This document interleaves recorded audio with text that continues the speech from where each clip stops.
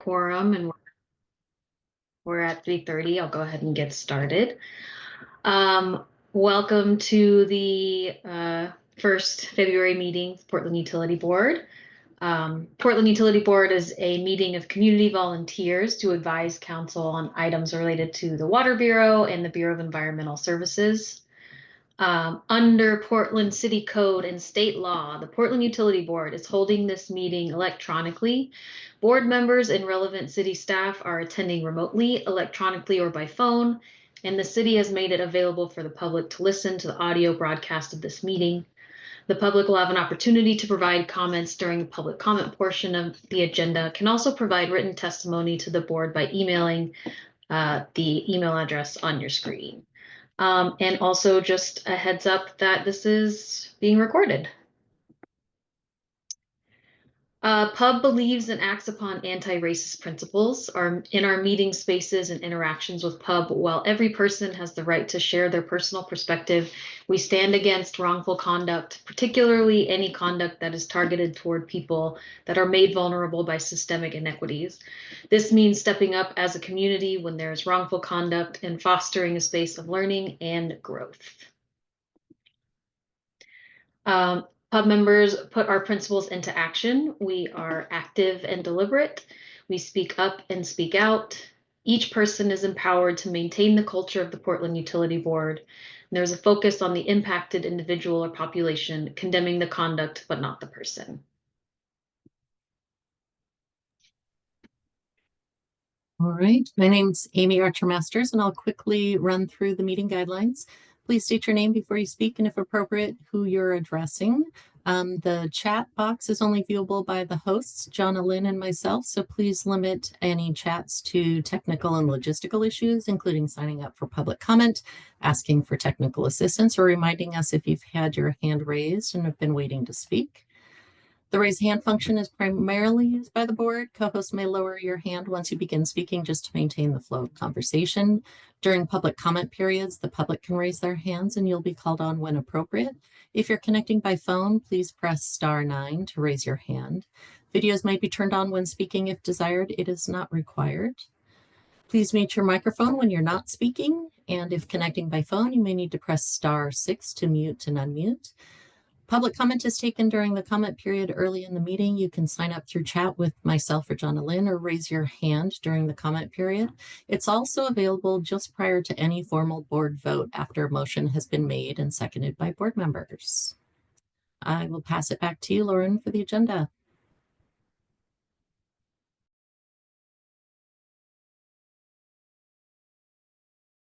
Oops, I'm muted. Thank you. I didn't introduce myself before. This is Lauren Rosencrans, voting member. At 3:30, which we just did, we did our call to order and disclosure of communications. Next, we will call for public comment and review the minutes from our recent meeting. Then we will be seeing a presentation from the Utility Bureau's budget development proposal and having a follow-up and discussion. Then we'll do announcements and discuss the next meeting and adjourn by 5 o'clock.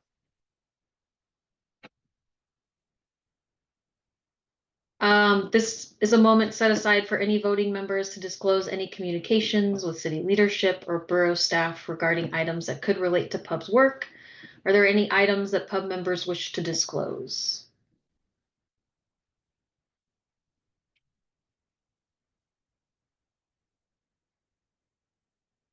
I'm not hearing anything, so I think we can move for public comment. Have we received anything prior to the meeting? Yes, we did receive public comment and it will be forwarded to PUB members. And PUB staff is working on a response to specific questions that were asked and will provide both the communications and the response to those questions to PUB as soon as they're available. Great, thank you. I'll just give a few seconds for anybody that's online to add any comments.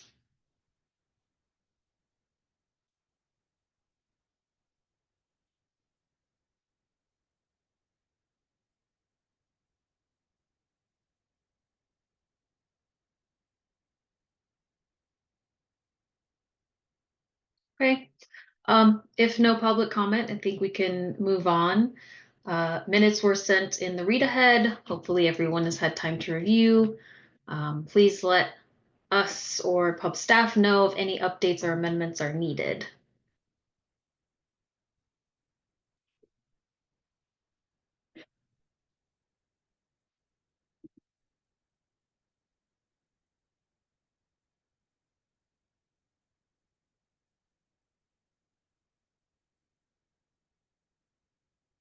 Okay, not hearing any edits.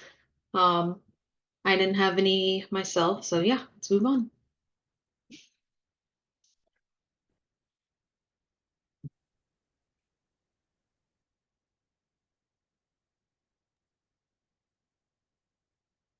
Lauren, do you want me to get the general topic started? Sure, go ahead.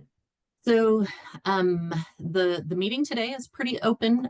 We do have Bureau staff. So last meeting, you had a presentation from Farshad and Cecilia regarding their budget proposals to meet the mayor's budget guidance.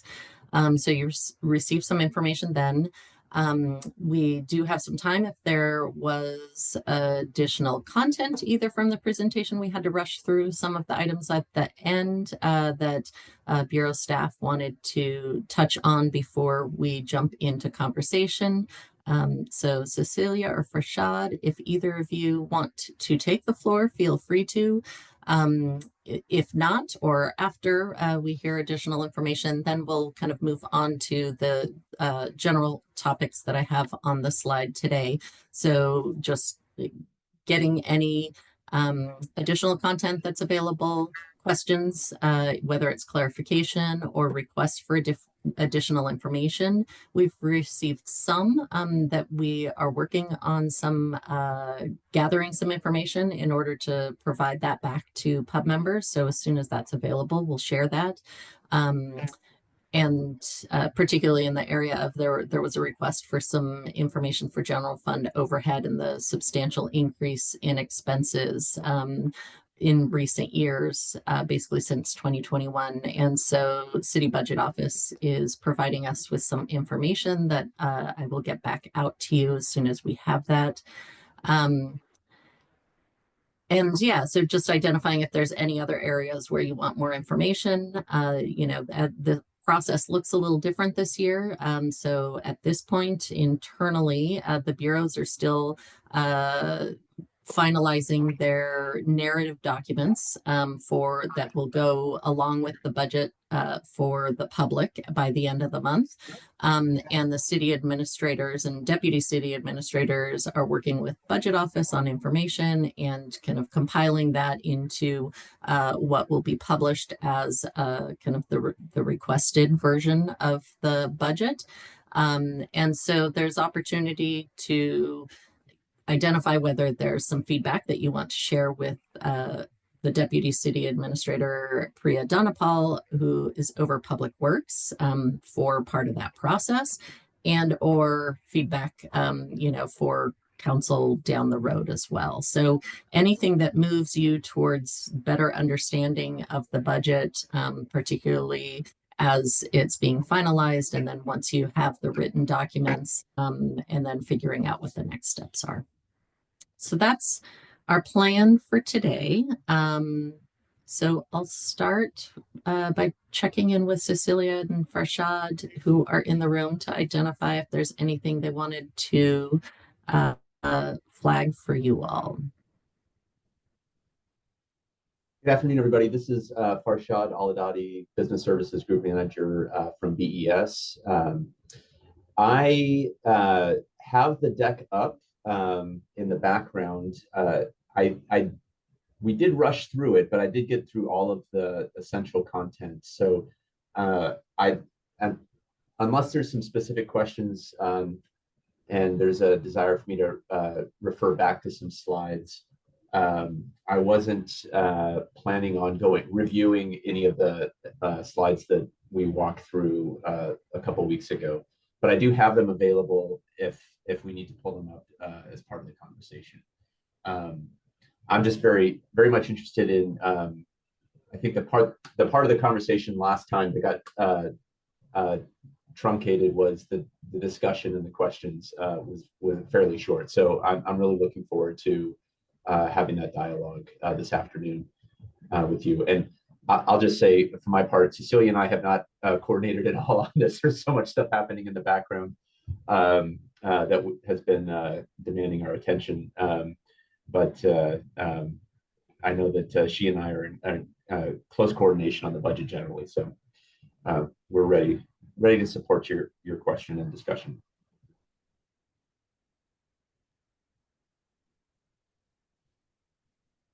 So open the floor for pub members. Are there any slides? I also have the slides in the background as well. So either Farshad or I could share the slides from the prior presentation if there's somewhere that somebody wants to pull up and reference or follow up with some questions. Lorraine, go ahead. Lorraine Wilson, voting pub member. Good evening, everyone, or afternoon. I am curious, is the city still using the budget equity tool and providing impact statements? The wording might be different, but is that still being used? And if not, can I get some idea about it? So Lorraine, you may be referring to the, I'm assuming you're referring to the budget equity strategy tool, which is a planning tool that was developed within BES for use within BES. That tool is being used and was used as part of this year's budget development. I'll put an asterisk by that. In a perfect world, we would have the budget equity strategy tool, what we also call the BEST, be used throughout the year to not only inform the current needs for budgeting, but also to help lay a longer term planning horizon for equity related budget work. This year, you heard Amy mention, it's not a typical budget year, and the schedule got scrambled. So the use of our BEST was very much compressed towards the end of our budget period as we were trying to understand what the budget development instructions would be and the requirements. It was very difficult for us to meaningfully deploy that tool earlier in the process than we did. So it was part of the internal development process, but it wasn't, I think, used. The strategy part of BEST, budget equity strategy tool, the strategy part of that tool was constrained greatly because of the budgeting requirements that we had to operate under this year. And I'm happy to provide PUB the Bureau's best submissions for all of the program areas that we used it. I can take that action offline if that would be interesting for folks. I would appreciate receiving it, and thanks for that information, Farshad.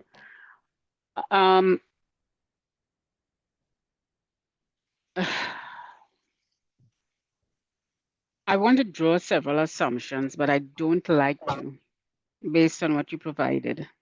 Okay. And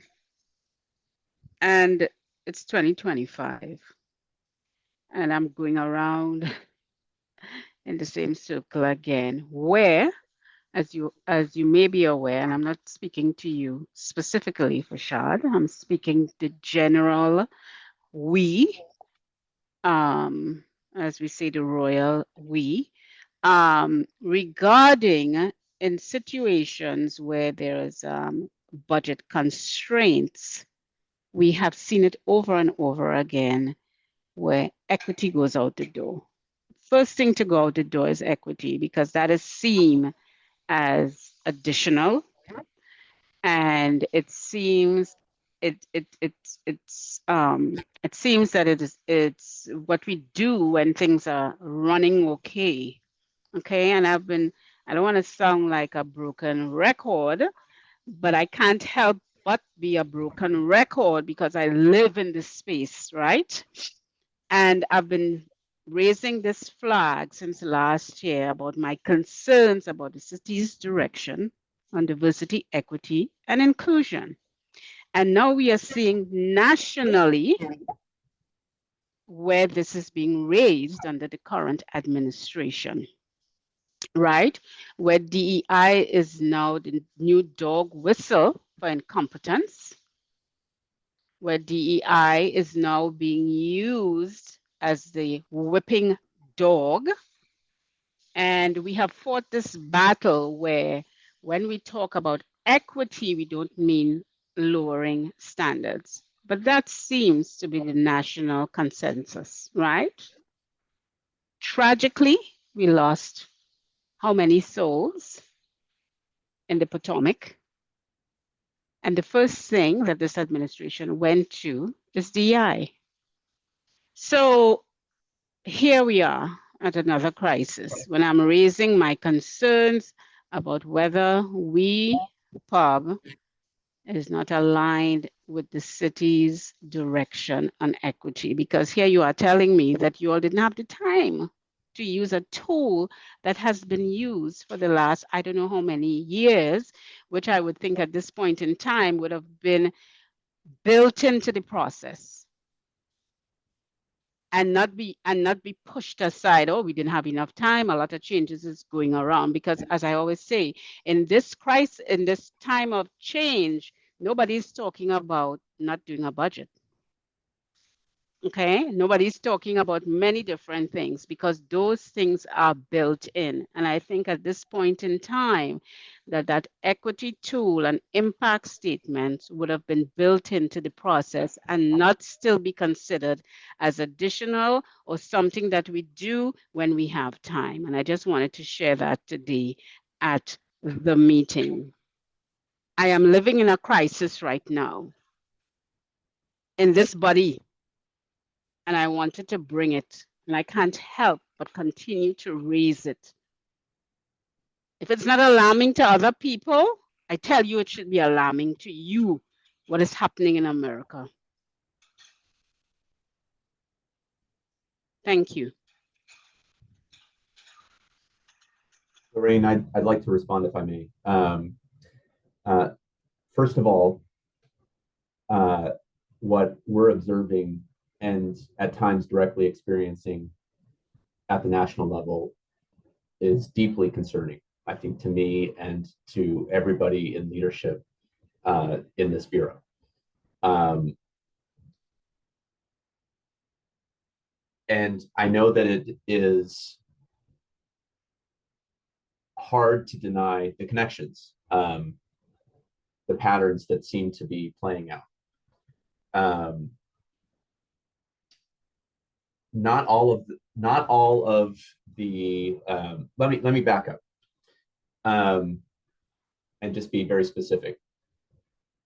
We have intentionally, over the last several years,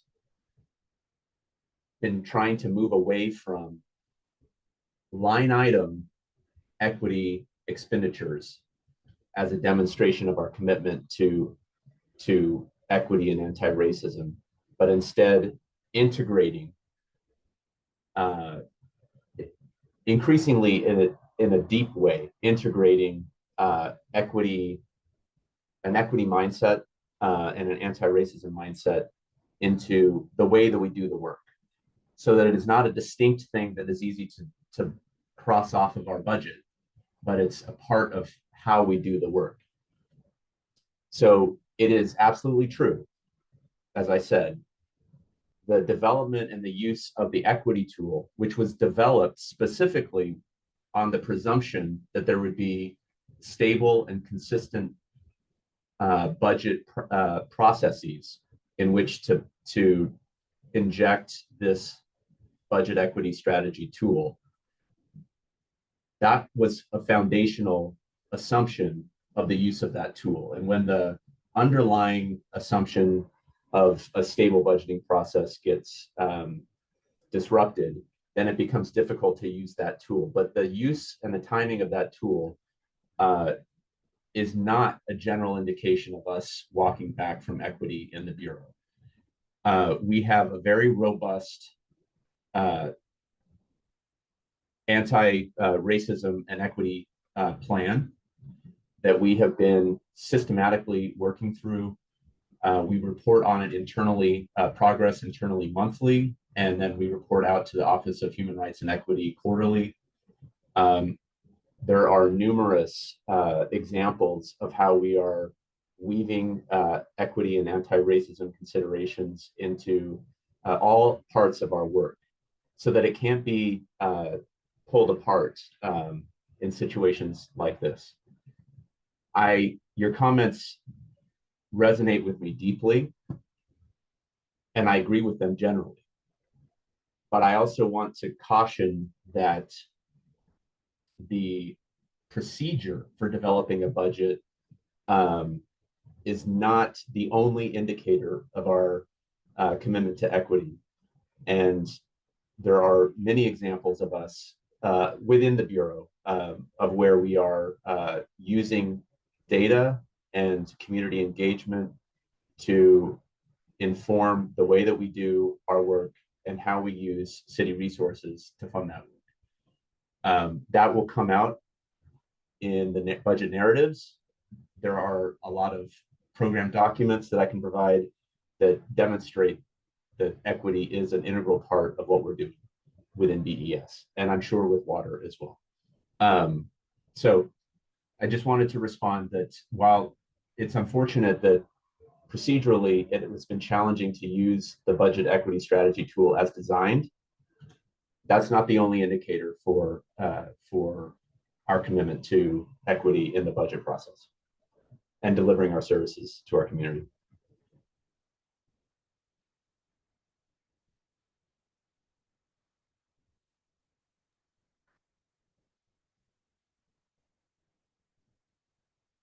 Thank you, Farshad and Lorraine. I do want to just state also for the rest of Pub members as well that some of Lorraine's questions and requests for information, I am working on trying to get some information from other centralized resources, the Office of Equity and Human Rights, and within the city administrator's office about kind of the citywide, how some of those tools are being used. I know that Farshad shared some information about their Bureau specific tool. There has in the past been a citywide tool that was part of the budget submission, and that's what looks different this year. And since we don't have the narratives yet, it's hard as consumers of the information to know what it's going to look like. I anticipate that equity impacts are going to be throughout a lot of those narrative documents, so that because there is still the core value and commitment to using that lens when considering budget, both funding and cuts. But we don't know what that looks like yet. The Bureau, Farshad gave some information about how they specifically have used their internal tool in developing that information, and that hopefully we'll see this month in the written documents as well. So I think we'll be uncovering more with time, but it does look very different than it has in the past. And so the lack of that specific tool, I'm not sure what the kind of counter to that will be to ensure that that is still integrated throughout the city's budget, not just Bureau specific information. So as I learn more, I will share that with the full pub, not just Lorraine, and I'll also share the other information that I've shared with her just about kind of internal conversations related to it. So I will keep you posted. I thought somebody else, maybe they put their hand down. So Mally and then Kyle, go ahead.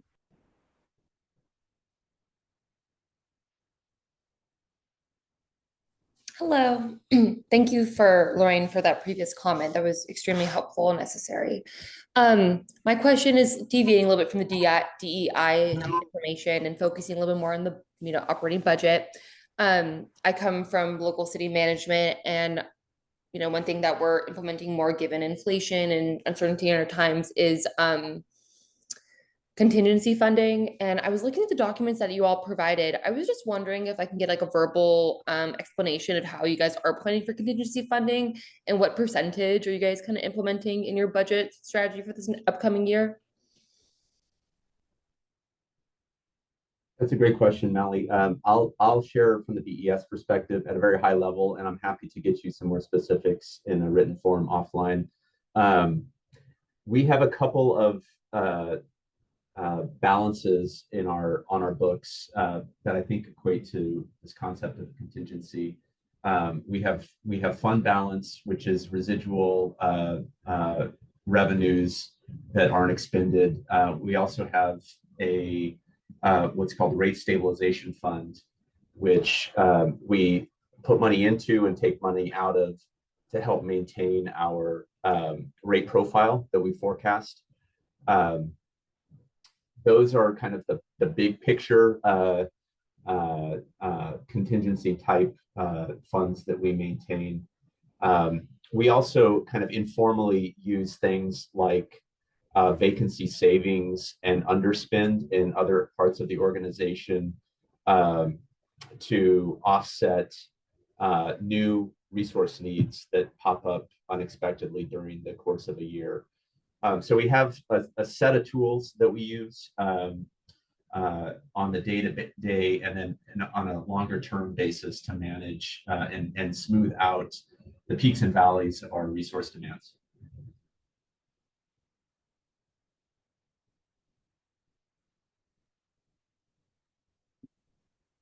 Great, thank you. I'll take the next question. This is Kyle Chipman, voting member for PUB. And in reviewing the presentation and the read aheads this week, I just wanted to, I think the answer is no, but just to reconfirm, is any of the budget or incoming resources procured at the federal level? And is the uncertainty of federal funding an impact on what you're projecting, or it's all local? The revenue is all local?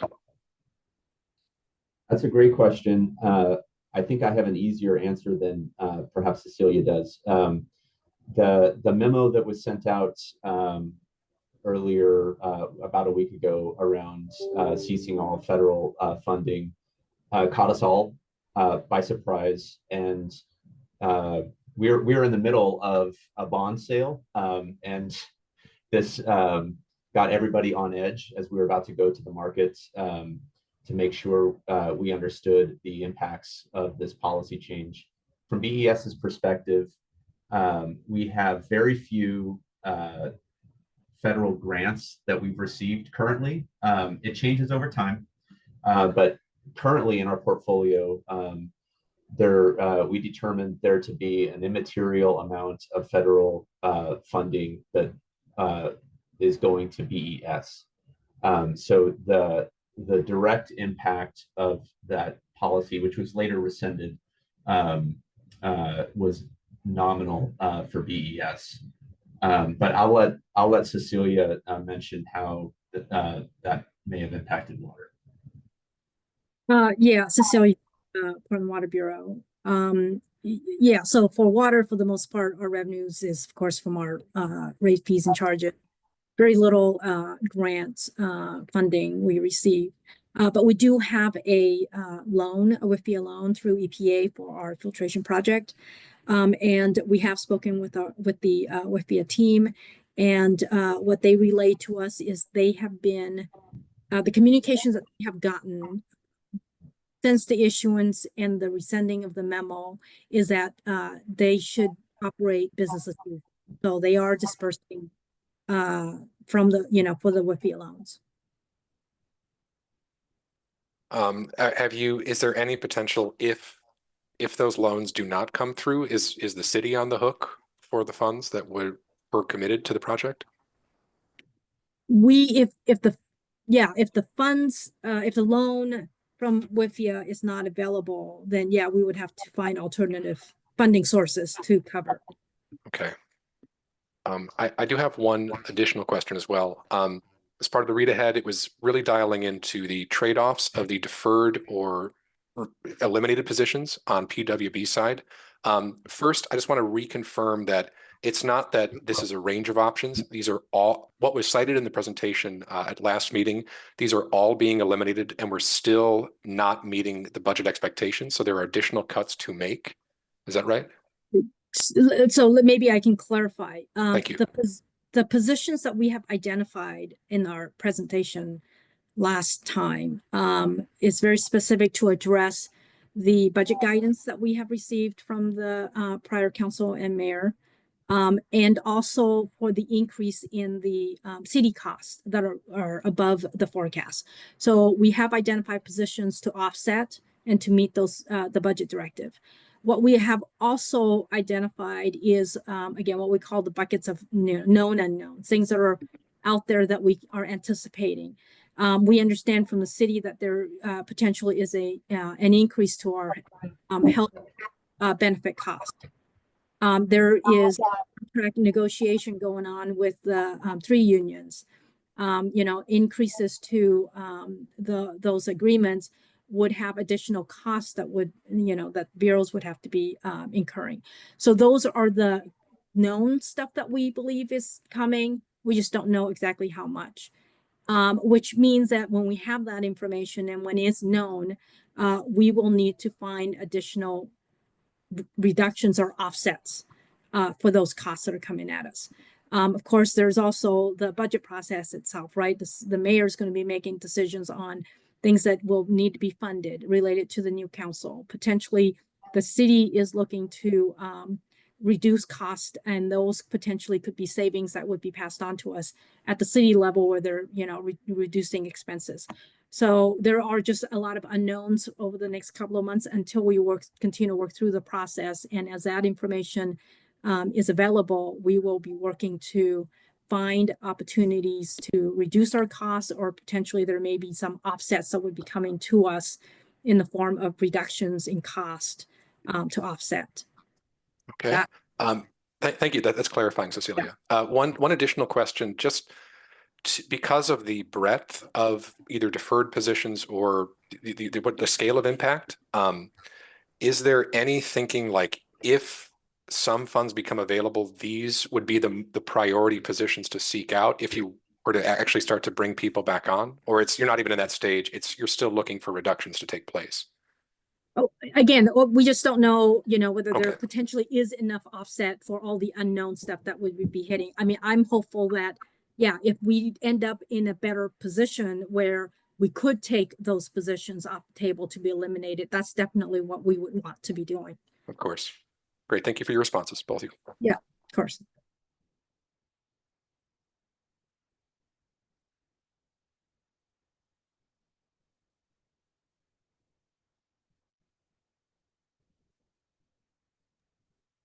Erin, go ahead. Thanks.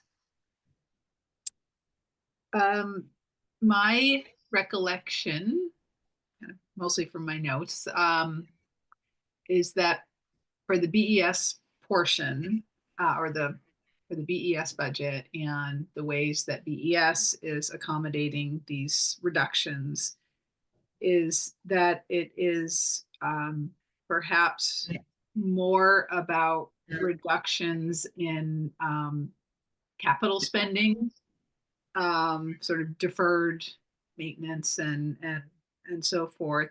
Not that there aren't positions also on the table that need to be eliminated. And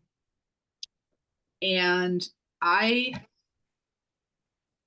would still like for consideration, let me just ask, is it possible to provide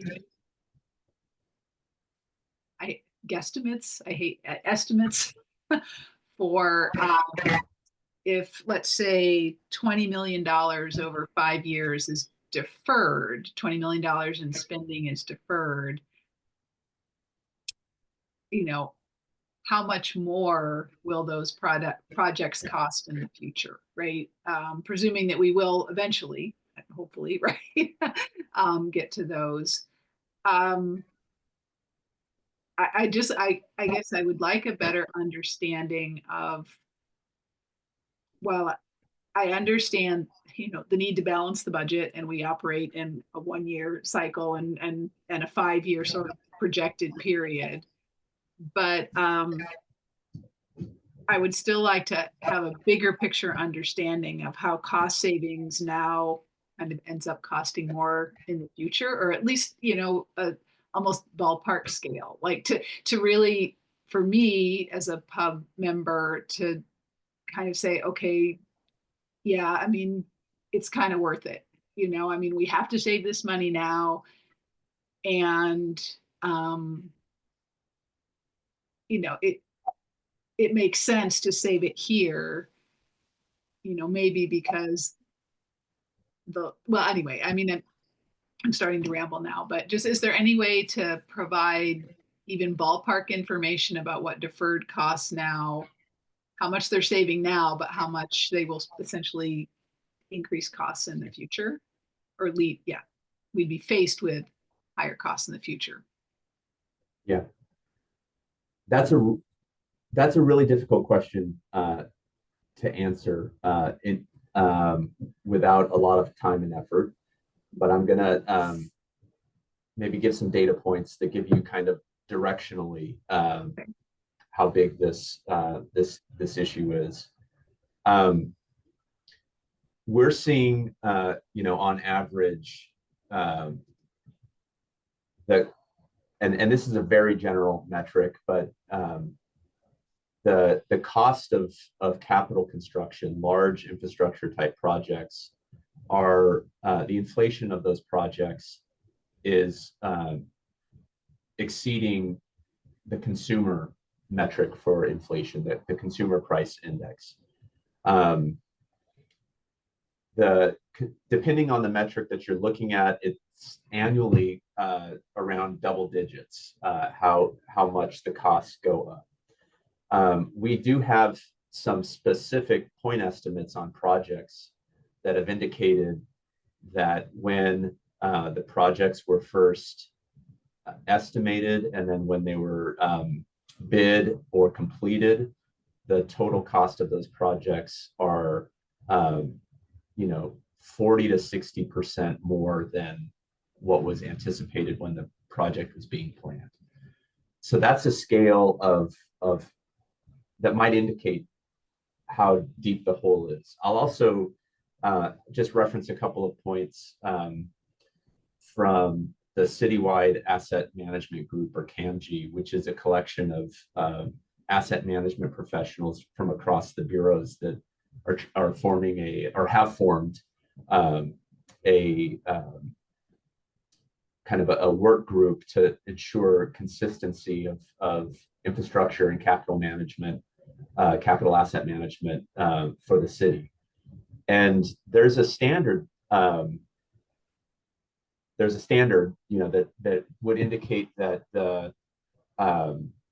you should be investing, if all of the conditions of your assets are in good condition, operable, not falling apart, you should be investing about 2% of the replacement value of your assets every year, just to keep the condition of those assets in that good range, or to replace failing assets. So 2% is kind of a benchmark. If your portfolio of assets is in worse condition, then you'll need to invest more. If it's in better condition, you need to invest less. So BES has over $20 billion of assets on our balance sheet. That gives you a scale of what we should be investing. I think by last estimates, we have many parts of our portfolio of assets are in good or excellent condition. Many portions of our assets are in poor, failing, or unknown. So our working assumption is that we should be, all other things equal, investing more than 2% in our either O&M or replacement, the capital replacement of these assets. Currently, we are investing less than 0.5%. So just I'm giving you some data points to indicate that, shooting from the hip, but to give you some sense of how far behind we actually are. And unfortunately, the decisions that we're forced to make in budget years like this, and for BES, reducing our capital expenditures doesn't help the situation.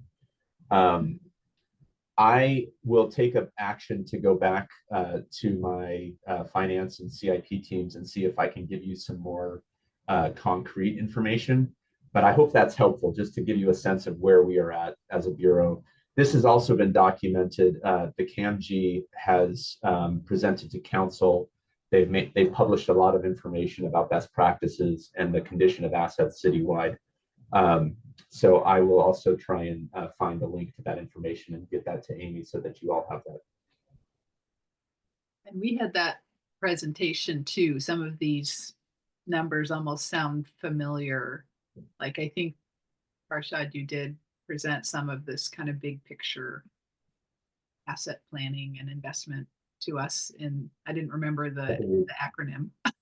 Yeah. CAMG, but so that is extremely helpful. I mean, that's kind of the ballpark that I was looking for. And then, yeah, I think it's up to us as a pub, how we respond to that information. Again, understanding that budgets have to be balanced. That's not optional.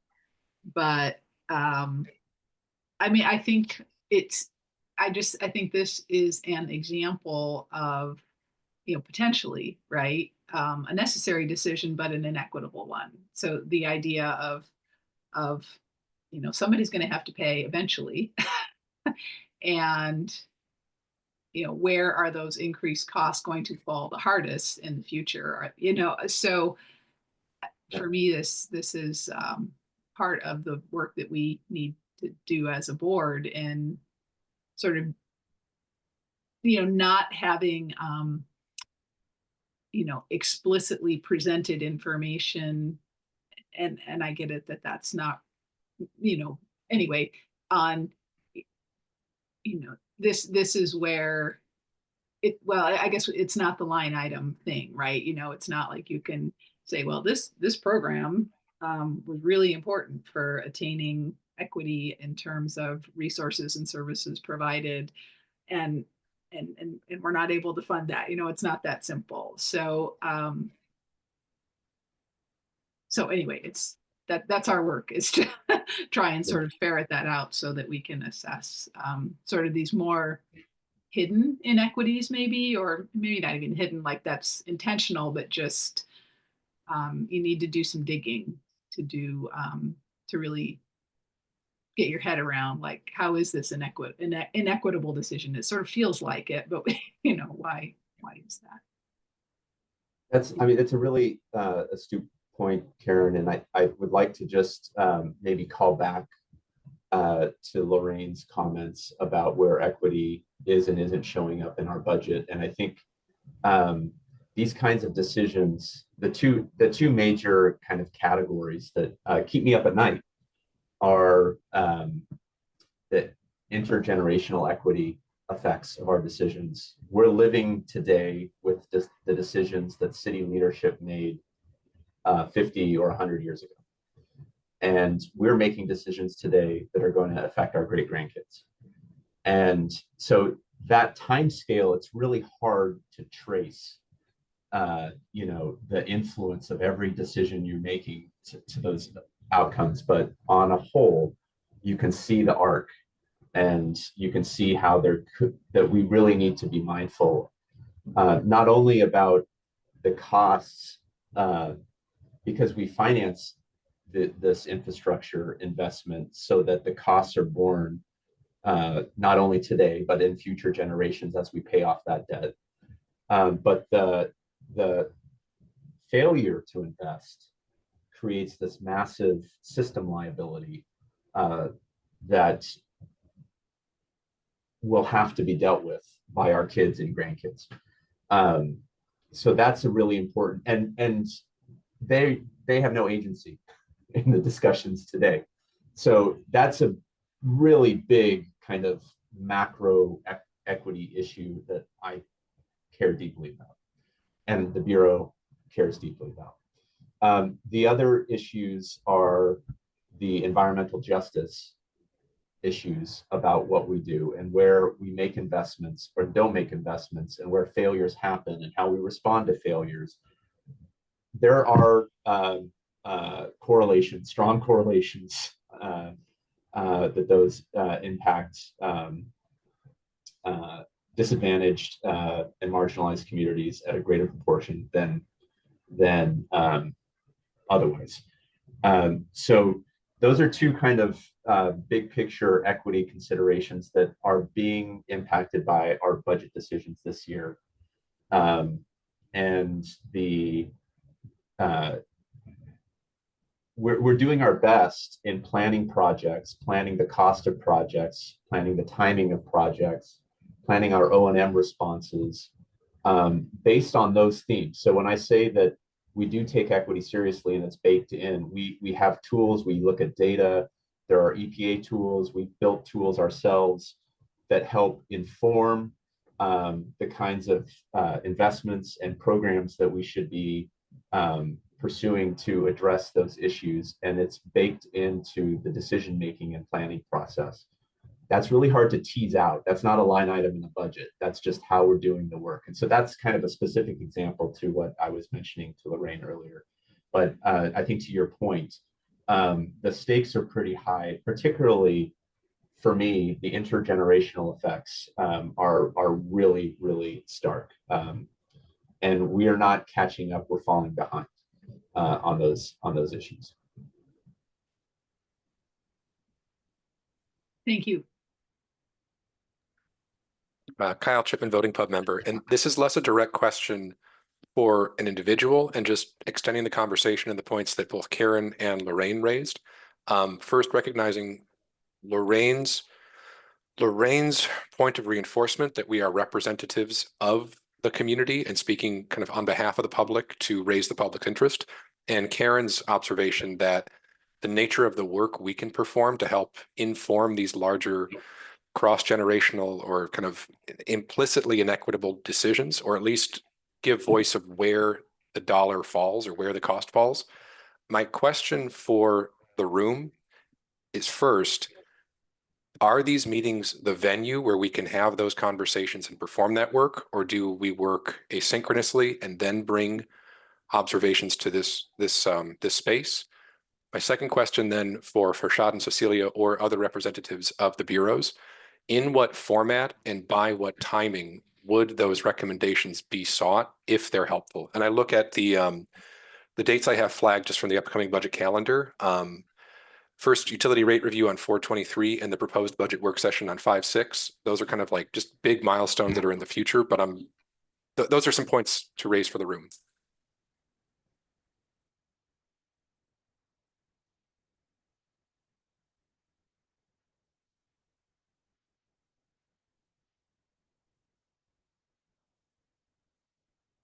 I'm sorry, Kyle, did you want me to respond to the if you whole want to thing or just the second half? If you want to take the second half first, which is like how if you're in accord with Karen, I am too, like I want to show up and do the work. How can our work be helpful, in what format and by what timing for your teams? Yeah.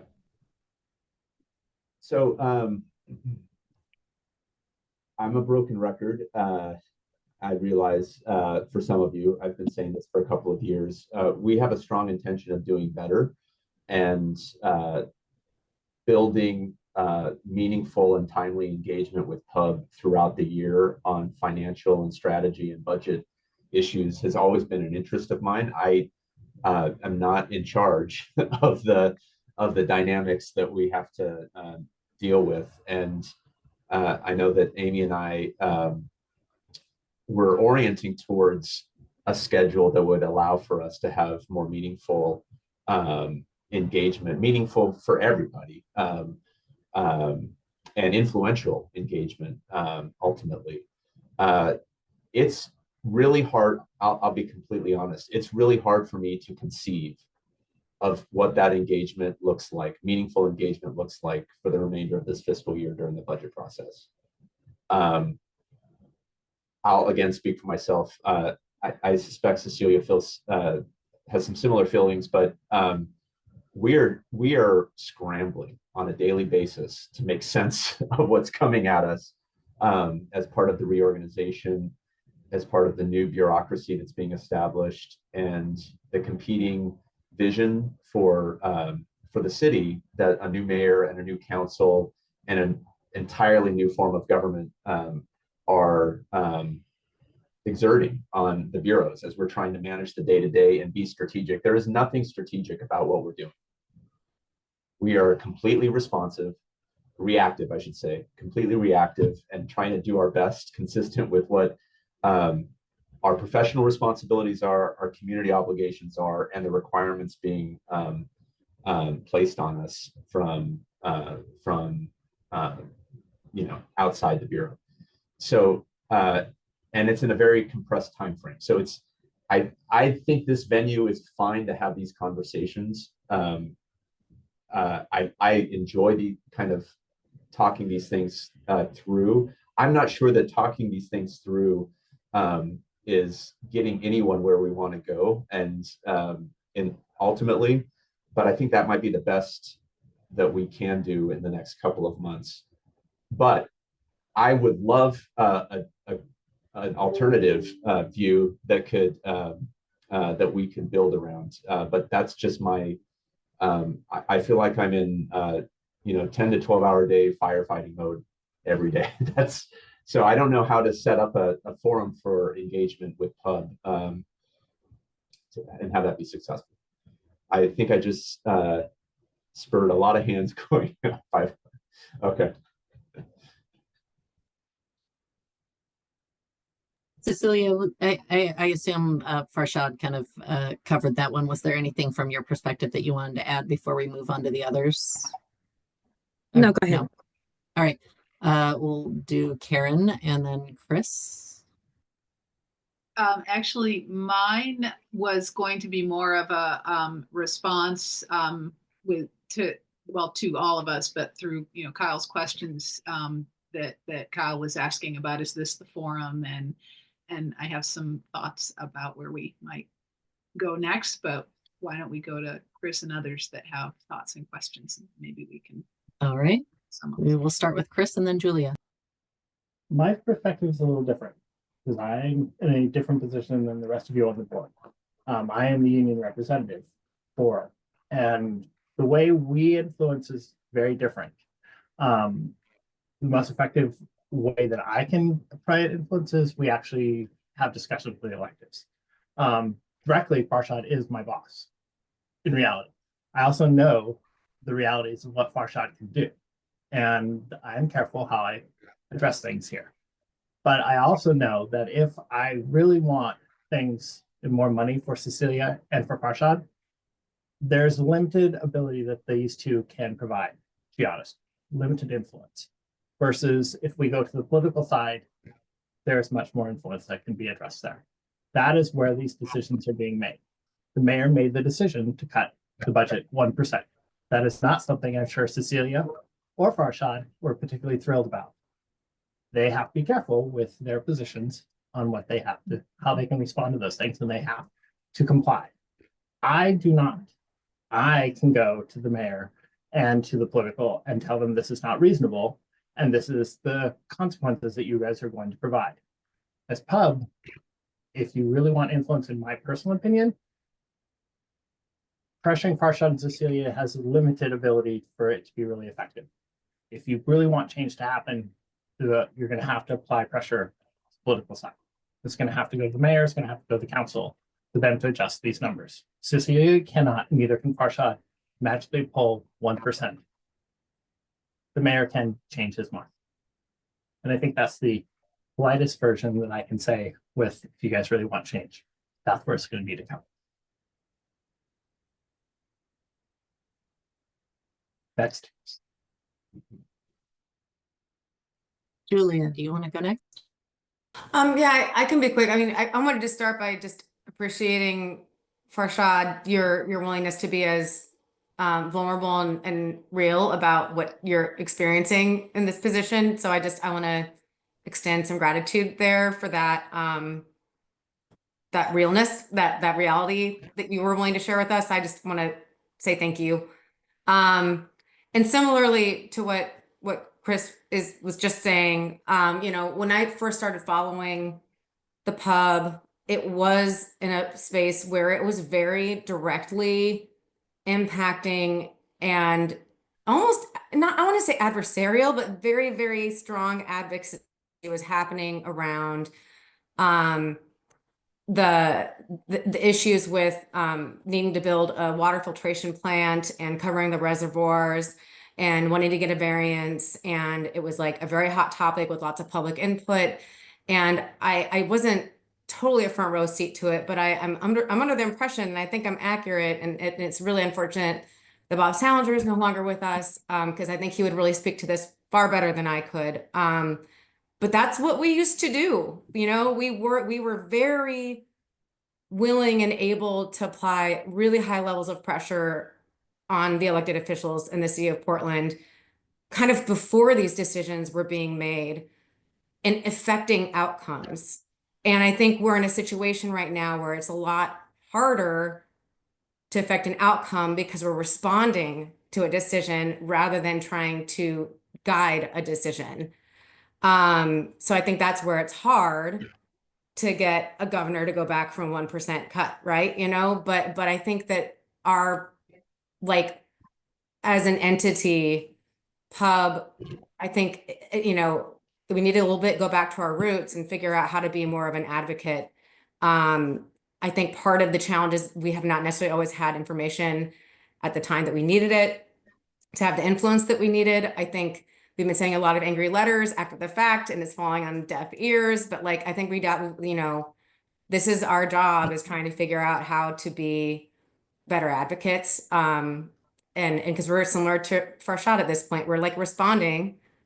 We're putting out, we're responding, but we're not like, we haven't been able to really get ahead of the game and be proactive.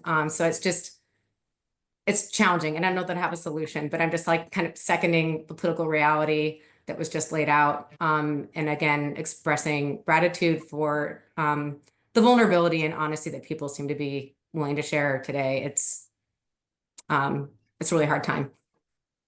And I'll stop talking now.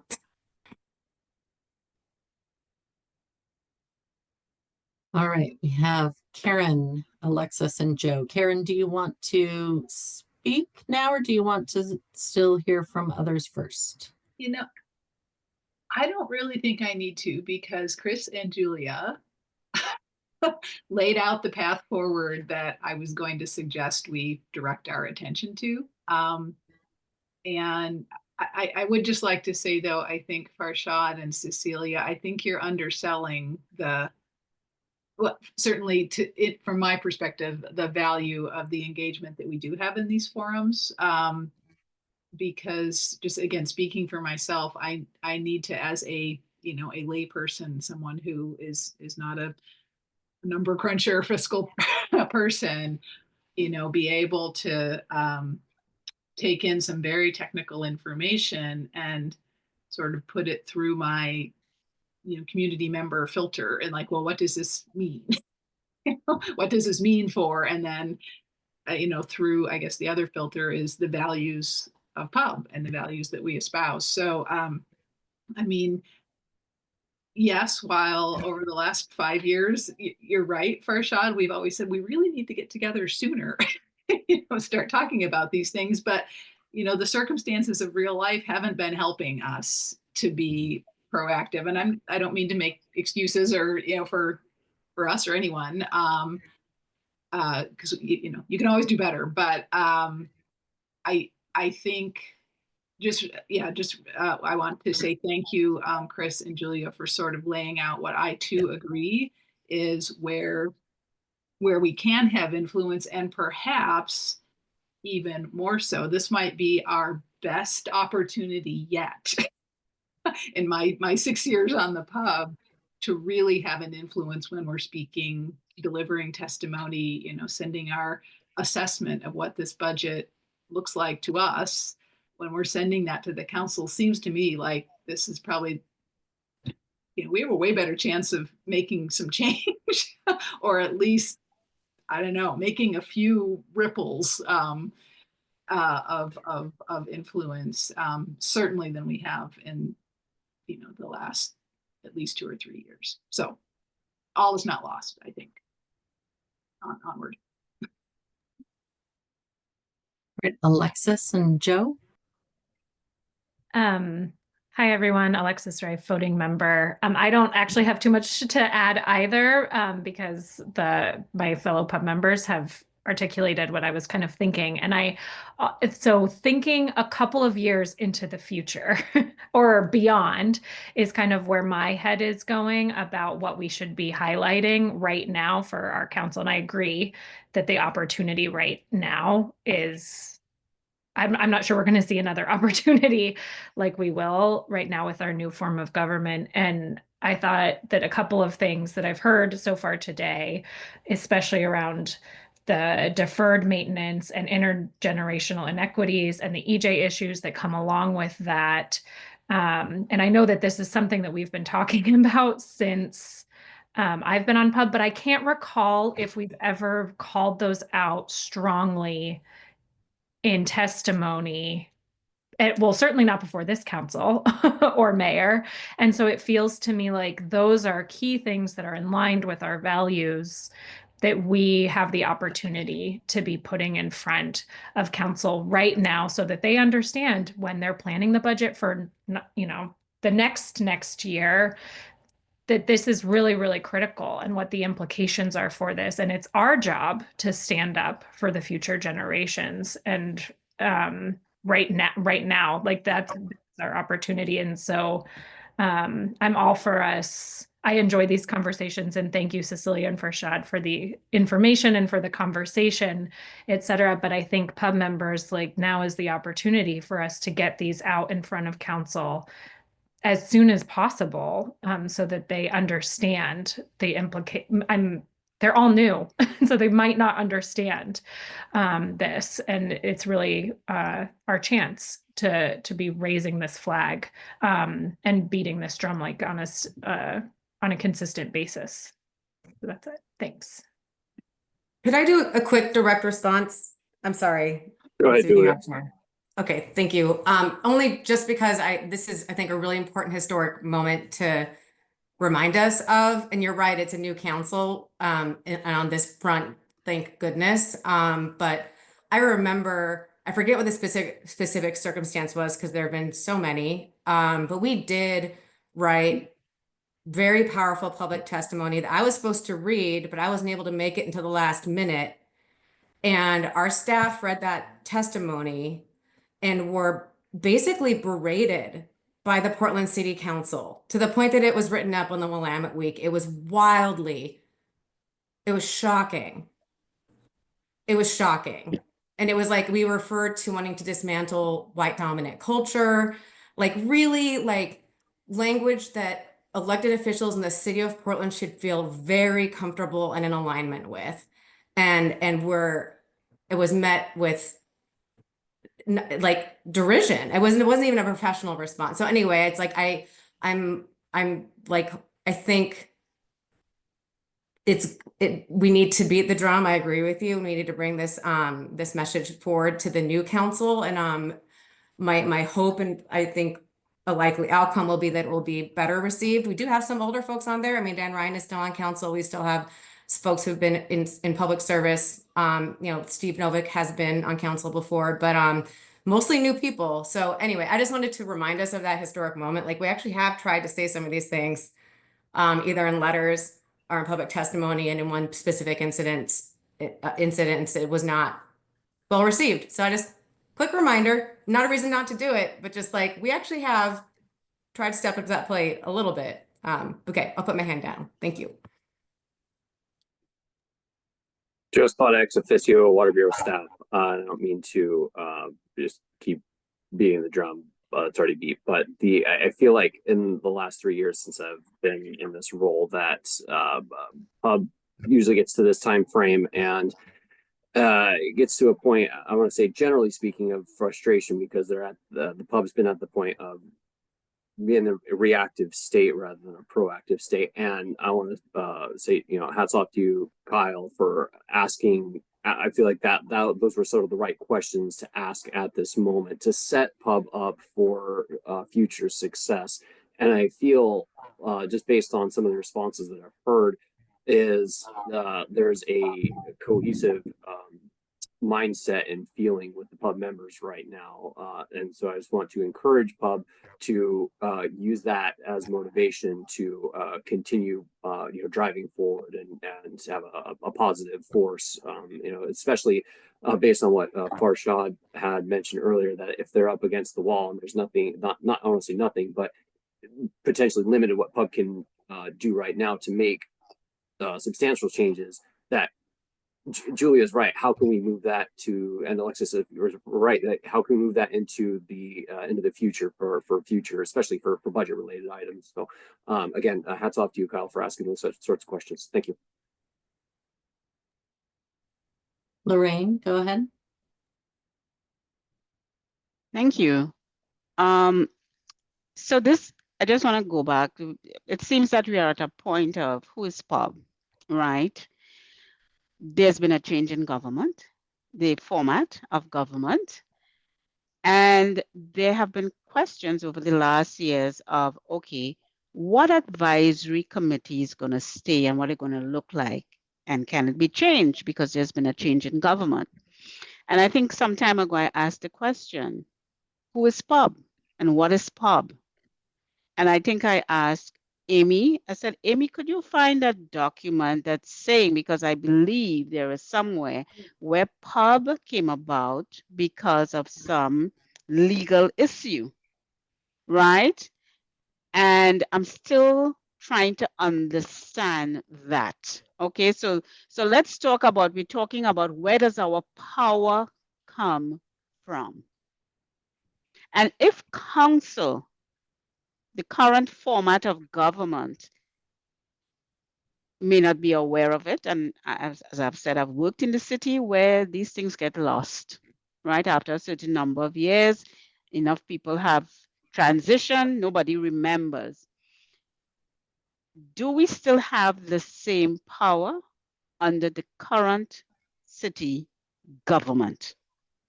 Where does our power come from? And that is where we were able to act in this way, that we knew who we were and where we're coming from.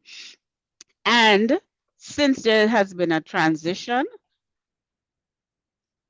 I would love to see the mayor show up to one of our meetings. I would love to see that. And for him to understand who we are and what we do and why we were created. So I think going back to Kyle's question about, hey, how do we address this? Kyle, the last year when we were going through the budget process, we were talking about, oh, we're preparing for the transition of government. Now we enter the budget process again this year. We are dealing with settling into this new government, this new format of government. So you see how it is. So we don't know, at least I am still in this place about where are we? Where do we fit in? Does council recognize us? Do they respect us? Do they understand the power we have? Should we go back to that original document and say, hey, here's who we are, and this is where our power comes from? And then we'll have the impact that I think that we need to have with regard to creating the impact as community advocates. And I just wanted to throw that out there. And I'm a very new member. I've been just about 3 years and I still consider myself new. Thank you. Thank you, Lorraine. As you were asking, I did pull up from the onboarding materials. There's a very helpful video called Bureau of Environmental Services and Portland Water Bureau Legal Lesson from September 2022 that does offer like the chronology of events that has led to the establishment of the pub through allowable and non-allowable costs for the Pub as like a citizen oversight body. So that's just, if it was very helpful for me to understand the chronology. I am just, I'm very excited that we're all kind of being proactive in our thinking and our collaboration. I have a functional, I'm going to ask similar questions I asked earlier, which are maybe more functional for Amy or for those who have better perspective or understanding. Are we working on any kind of timeline where if we can present to the city council within the end of the month or within this window, that's our point of maximum impact? Past that, it dilutes our efficacy or the volume of our voice. And the second is, again, I remember are we constrained in our full assembly to only coordinate our strategy and our execution within these meetings? And it's like only 2 people outside of meetings. Is that the requirement? Just what the constraints are around how we can coordinate. And then finally, I do have a graphic skill set. So if we're putting together a deck, I'm happy to like prepare a deck that raises our points and pulls from data or the materials that we've been presented here in our meetings. Thank you, Kyle. Okay, so I'll see if I got all of them. But as far as timeline, so the budget process does look different than it has in the past. The current timeline is that the administration is working on preparing the budget to put out to the public. So that's kind of the first window of potential influence, although I think as stated, it's more limited because they are meeting the mayor's guidance, of which you've heard from the bureaus how they've met that guidance in partnership with their deputy city administrator who works with them. So that is the voice within that administration team that is moving things forward.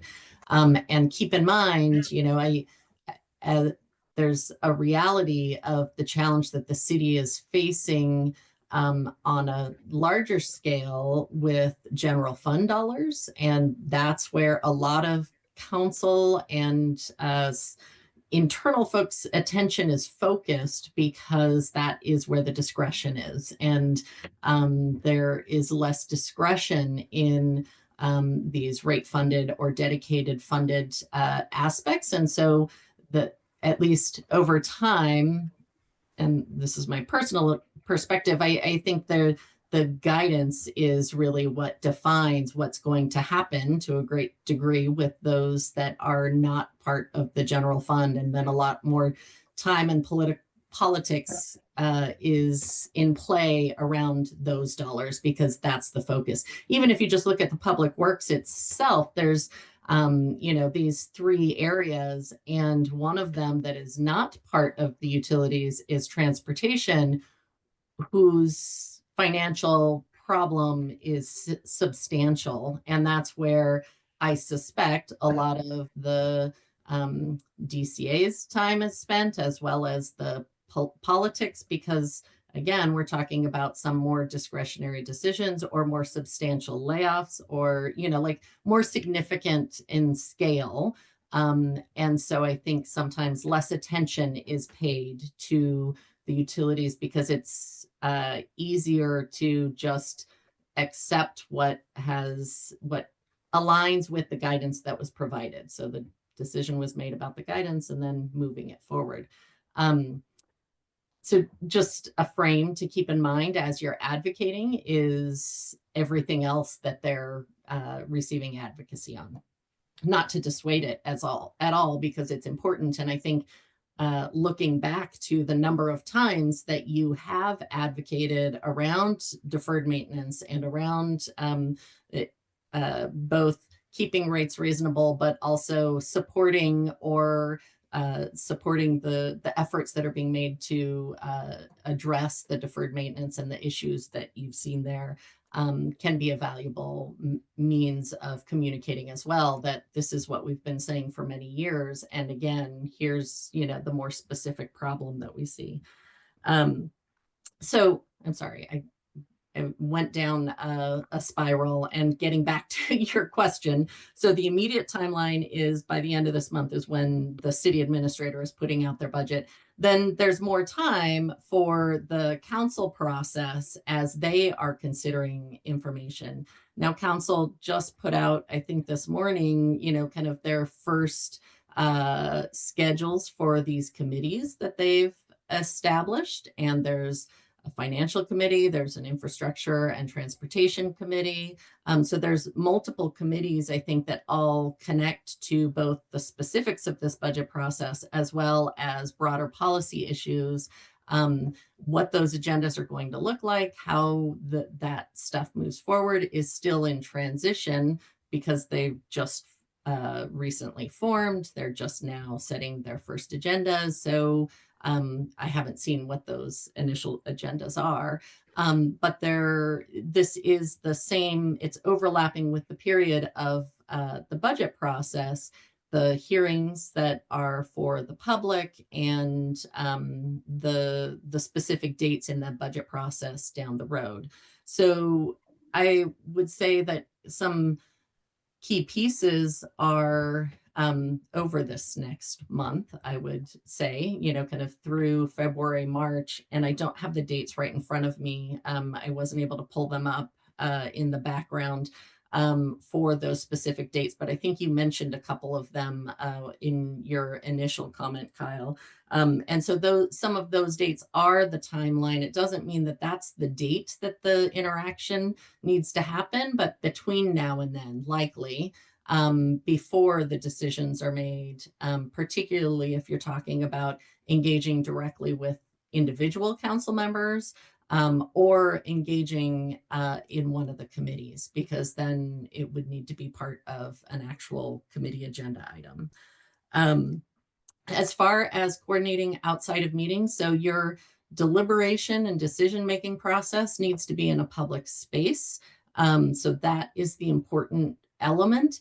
One or two people can work on things outside of the meeting space to develop some concepts, whether it's talking points or writing, or even one-on-one or immediate contacts with the council members. That can happen outside of the meeting space. Generally, the rule that we've tried to follow is if there's 3 or more of you gathered, then there's the potential for deliberation to be happening, that you're working towards a decision. And so we consider that more of a subcommittee, and we try to then post a public meeting. Now, those things can happen with short notice. We just have to do it intentionally and make sure that we get notice out to the public and that we're providing a space for that engagement. The work that you may do as 1 or 2 members, you then bring back to a public meeting where Pub can, take that information and either say, we support those talking points, or yes, we want to move this forward. So the action piece can take place in the meeting, but the work to create it can take place outside of the meeting. And staff can be a huge resource for that. We can do as much as possible with either writing or researching or whatever it is to support you in that. And I did not write down the third element. That's it. It's like constraints and timeline. That's very helpful. Thank you, Amy. Yeah.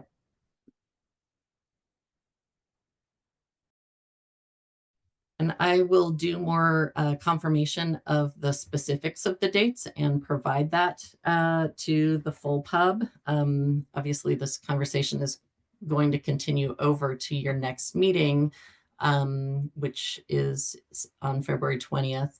But I want to make sure that we, before the end of the meeting, at least identify if there are people who are wanting to connect and some specific tasks between now and then as we prepare and continue to move forward. So Lauren and then Julia.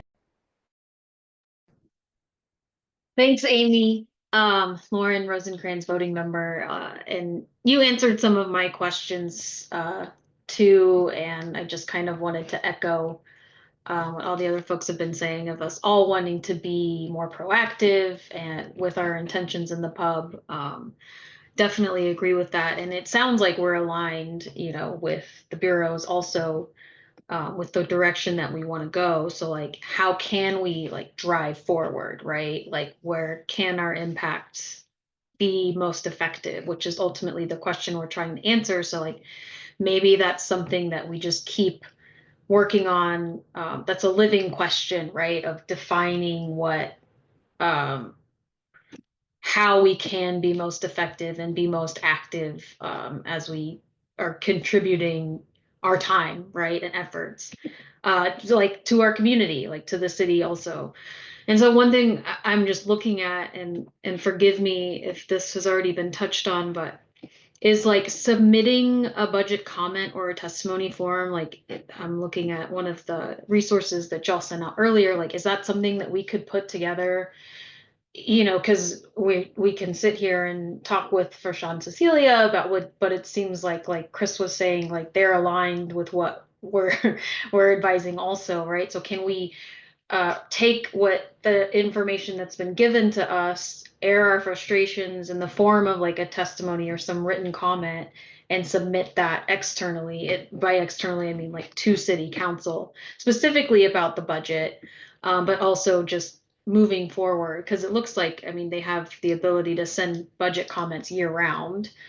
And then just to add on top of that, like, can we utilize the information that we've been given by the bureaus, coupled with these discussions that we've been having, which are annotated, and develop something that we can distribute to the public? You know, not necessarily swaying them in one way or another, but like as community representatives saying, here's the information we received, here's what that means for you, here's how you can take action, so that we are, you know, as representatives also giving that information back to the community. Okay, so the first piece about the comment tool, you can, yes, absolutely, submit as individuals, so not as pub members, comment through that tool.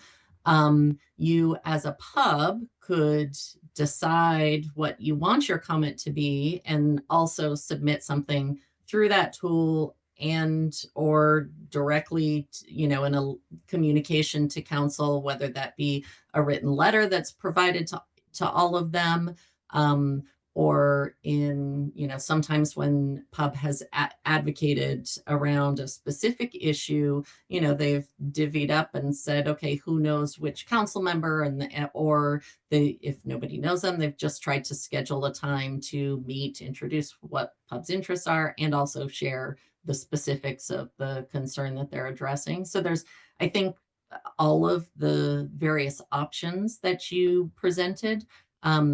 And again, putting something out as a statement from pub to the public is absolutely another option. So all of those things, you just have to make sure that you reach a decision as a group, the majority of the group at least, in agreement about what those key points are.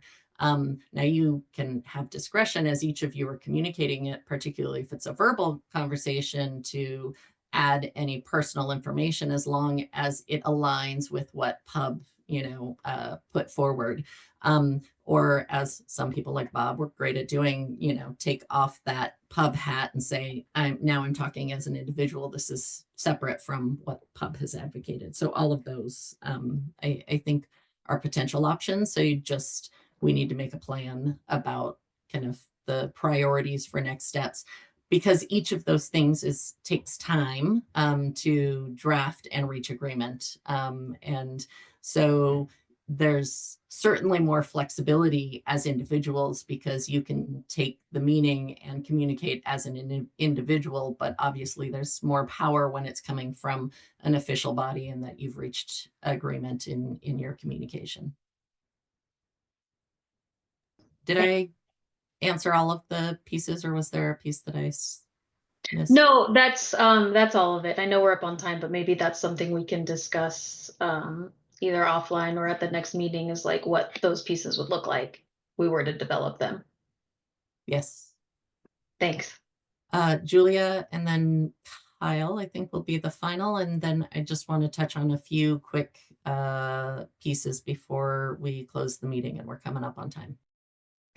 I know we're coming up on time, and I feel like I have a kind of a little bit of a laundry list. But the first thing I wanted to mention was I really appreciate what was said earlier by I forget, one of the ad hoc members, maybe. I can't remember who brought it up, but that this is a situation that we're often in where we're reacting instead of being proactive. And I know that in the recent past, like staff have been in the difficult position of not themselves having information in a timely enough manner to share it with us in a timely enough manner in order for us to be proactive, right? You know, and so we've been, everyone, I feel like that's another reason why I appreciated the honesty and vulnerability that Farshad brought into the space a little bit earlier, because we've been really upset about the timing of information. But I think I'm starting to realize that like nobody's getting timely information in this system right now is what it's feeling like. So, and the more I think about like, you know, having to be an advocate, I think about what that looks like as an advocate in like a professional, like my professional life. And it's, you know, I'm trying to wrap my mind around what is our capacity for actually having like meetings with like the city manager, you know, meetings with the mayor, you know, whether it's like a small number of us or the chair or the co-chairs, we deputize them to have those conversations. We no longer have like an individual who's like representing, who like is like the commissioner that oversees the water bureau or whatever. But, you know, are there ways that we should be trying to like meet with actual decision makers proactively to find allies and people who get what we do and why we exist and why they should care? You know what I mean? It's like I don't think we're going to answer those questions here, now, and in this moment, but I want to get our heads wrapped around a little bit more about if we genuinely want to be serious about being advocates. I think we need to really like nuts and bolts understand what that looks like and how we're deputizing people to do that. And so it's not just angry letters when it's too late and testimony when it's too late and just kind of like screaming into the void. And I think that the new system is a really good time for us to really get serious about, you know, figuring it out. How do we want to show up? I think I covered all my things, but yeah, those are some questions to answer in the future. I think we need to start figuring out how to make this actionable. Thank you, Julia. Kyle Chipman, voting member. This is another functional question. Because our next meeting is scheduled for the 20th, how is it possible to communicate with each other via email, or are we basically kind of pigeonholed until a little over 2 weeks from now to even start having meaningful, actionable conversations and coordination? So communications can happen. You have to just be aware of, are you deliberating? So, because that should happen in a public space. So if you are trying to develop a concept for, to then share with Pub, then that conversation can certainly happen. And so, you know, if there's some folks in particular who are interested in doing that outside of the meeting, then we can coordinate that. We can also coordinate all the information coming in through staff. So a lot of times I am the convener of that information so that I can incorporate the various ideas thematically, and so that, you know, we're getting all of the key elements that each of you are trying to communicate, but trying to build it into something cohesive. And so we as staff do that piece. So it kind of depends, and often that ends up being what has been done in the past because of time limitations or availability. Except when it's a concept that really there's, you know, two key people who are the right people, and then let's just have them talk or have them talk together with me so that we can kind of develop it jointly. So that has worked in the past. You just have to be careful about, like, you're not calling Karen and talking about this thing, and then Lauren talking about this thing, and then Alexis, and you're getting them all to kind of reach agreement on something that maybe should have been in a public space, because then we could just create a subcommittee between now and the 20th to have that conversation be happening in a space where as many people who could be present without it avoiding the public process. Thank you, Amy.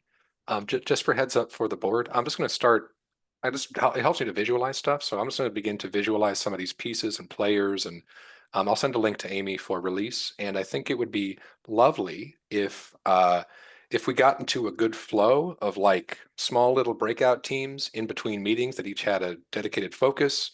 There's just some collaboration, and then we're able to return in pursuit of a larger vision within a time frame where we can then kind of like snap together, and you know, we each move our piece together a little bit, but we're all moving together in flow. That feels like a nice fit. Yeah, absolutely. And you know, the next meeting will go very fast if we're, you know, trying to reach agreement about some content. So having as much prepared for you all to absorb prior to the meeting so that you're ready to actively discuss is really important. And I know we're losing some people. Karen, I want to let you speak first, and then we'll just do final close. Absolutely. I like the direction we're heading. I have a proposal that we do a couple things in the meantime, in the next 2 weeks till our next meeting. We have some information that's going to be coming back from Amy, some questions that we have out there, and Budget Office is going to be providing us a little bit more information from the bureaus. So that will be shared with us. We have, I don't know if everyone got to this. I know I didn't, but like watching the work session with the city council members, I read through the summary, but I just know that that's my homework before the next meeting. And I think we could individually, totally on board, Kyle, with, idea for maybe individual conversations, or even better, so that we don't risk deliberation, is just compiling our own thoughts. So, right. Thoughts, I would say concerns, what our observations are from what we've heard presented from the Bureau, what concerns we have, where we see misalignments, potentially with pub values. I mean, we can each do our own thinking on that. Possibly send those to Amy and Jonna Lynn. I always recognize how much work it is for staff to like pull together all these thoughts, but Amy's a master at it. So perhaps then at our next meeting, we can actively, when we're all together in a public space, then we can essentially hammer out what could turn into anything, right? It could be the bare bones of a testimony. It could be the bare bones of a presentation we make at a work session with, a smaller group of the city councilors that are particularly interested in, rates and infrastructure and stuff. So I think it can be a both and. I think we can do that, sort of personal work, and maybe, some individual conversations. And what do you think of this? Ask Amy to do it as it's possible to pull together information and sort of have it in, okay, this is what I've heard from you all. And then we use that next 2 weeks from now as a jumping off point to start building something kind of coherent that we can use in all kinds of different forums. That's my 2 cents. And my gut is I don't feel like sort of spitting into the wind and having something ready to present in response, or to try and influence the administration's proposal at the end of the month. I mean, I don't really think that would be a good use of our time. And so I don't feel like terribly constrained by that end of the month. I don't. After that. This is super brief. It's echoing Karen's statement on the working session on the 23rd from council and the public works presentation. It felt like hearing the questions asked by council members at the end, a good chunk of them were focused on in the immediacy of constituent concerns around PBOT, and there was less focus on the kind of accrued impact of deference of these larger capital investment or maintenance projects. So I think that just reinforces how we can show up to bring and elevate these what real impact the delays have beyond just the immediacy of PBOT's needs. Absolutely. All right. We Maybe, I'm not sure, I'm not watching quorum, but I know we've lost a few people, so I just want to mention a few key things, and actually the rest of it, I will send updates via email.